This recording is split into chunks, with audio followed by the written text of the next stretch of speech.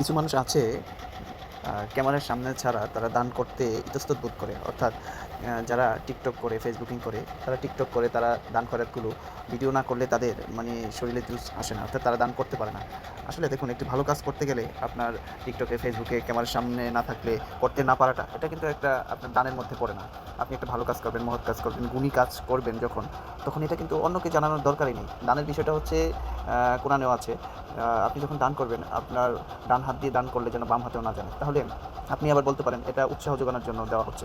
কেন উৎসাহ যোগানোর জন্য? আপনি একটা দান করবেন, আপনি ভিডিও না করলে আপনার দানের স্পৃহা বাড়ে না, আপনার স্পিরিট বাড়ে না। তাহলে ওই দানটা আপনি করবেন যেটা আপনার ডান হাত করলে বাম হাতে যেন না জানে।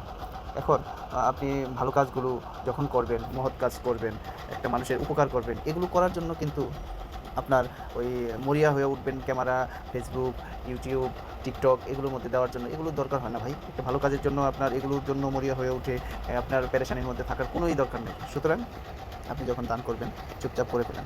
সুতরাং সবচেয়ে গুরুত্বপূর্ণ দানগুলো কি জানেন? যখন আপনি নীরবে করেন ওই দানগুলোই গুরুত্বপূর্ণ। Thank you.